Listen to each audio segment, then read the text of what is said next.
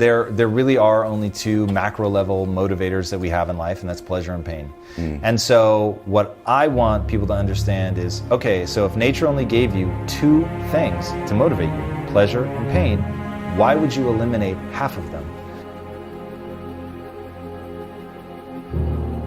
And so most people think that life is about avoiding the pain. I'm here to tell you right now, in a very controlled fashion, it is about really experiencing the pain, learning from it. So Ray Dalio, the most successful hedge fund manager of all time, has a perfect math equation. Pain plus reflection equals progress. If you don't feel the pain, you never reflect on it. So my thing is, I spend 80% of my time focused on the beautiful things in my life, the things I'm grateful for, the beautiful things that I want to bring into existence, all of it. 20% of the time though, I'm in the darkness, man. I'm in that Tim Grover, relentless, I'm going to make this happen if I have to break myself, and I'm not afraid to lean into that because I know how powerful it is. Now, if you really want to put numbers how powerful this is, they did a study and they wanted to find out what happens, how can we get people to endure more pain? And the punchline is hilarious. So they would take people and they would submerge their arm in a bucket of ice and they would just hold it there as long as you can. Now at first it's just cold, but after a while it really starts to hurt. And so people would end up yanking their arms out.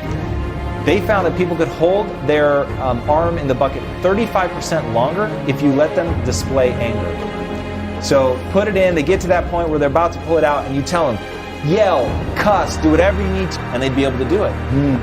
The expression of intensity, even what I'm doing right now, I can feel myself ready, right? I'm ready to strike, my muscles are tense, I've got a different posture, I bring my chin down, there's intensity in my eyes. Like, dude, I'm now feeling that because I'm embodying it, right? So it makes me really feel that. And so I actually started to tell the story earlier, I hate the gym. But what I would do to make myself work out is my wife would be on the opposite side of the gym and I would stare at her and I would imagine her being attacked. And I would imagine her being attacked by people bigger than me, and that the only way that I could fight them off is to get stronger. There was nothing beautiful in it. I was not worried about aesthetics. I was worried about saving my wife.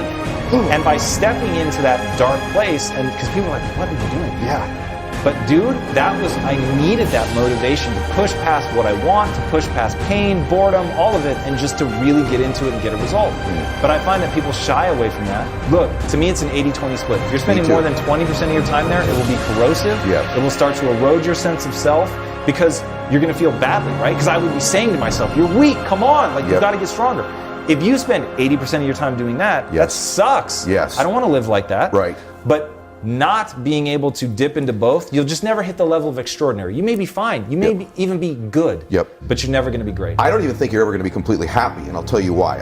This is going to be something that people will snip this part because you have to dip into that dark place. And here's the other reason you have to do it. You and I both know people who used to do it who no longer do. Friends of ours who have sold a company and didn't go to the next level and found the next thing. What happens is if you spend all your time in the pleasure place, thinking about it and only experiencing it, you become dull to it. It's the contrasts in life that give you all the juice, that give you all the passion. So letting yourself go feel pain and discomfort in the dark place makes the light place, the pleasure place, so much more ecstasy, power, passion when you go back to that state because of the contrast. If you're constantly sitting in just warm water all the time, it just sort of eventually wrinkles you up. You got to have contrast in your life. And so it's not just a place where it's a catalyst for change, it's a catalyst for happiness, ironically, is going to the dark place. You talk a little bit about seeking power. And it confused me when I first heard it. I'm not sure I even liked how you said it at first until I understood it. And so can you talk to everybody about seeking power and what that means? Yeah, this is another one of those things that internally for me, it's such a beautiful concept that I was so surprised the first time I said it out loud and somebody was like, oh, that's gross. And I was like, okay, I need to explain this then. So to me, power is the ability to close your eyes, imagine a world, a beautiful world, the world that you want to exist, open your eyes, and then be able to actually make that world come true. And so when I say I'm seeking power, I'm saying I'm seeking the skills that will allow me to make the world a better place.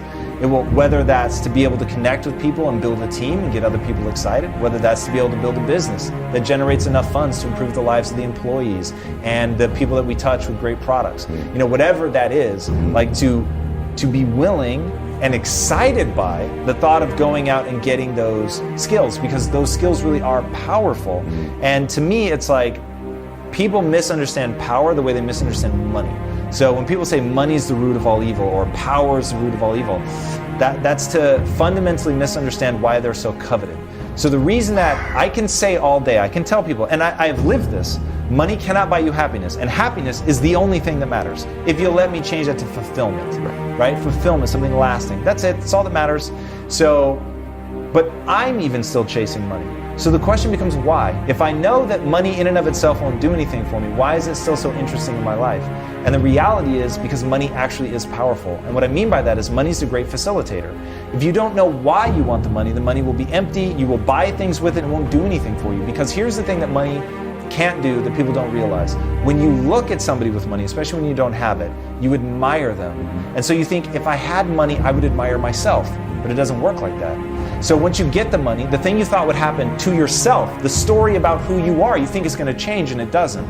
So that's when people become totally disillusioned. They think, if I have the Ferrari, I'll think differently about myself. If I have the house, I'll think differently about myself. Your insecurities are coming with you wherever you go.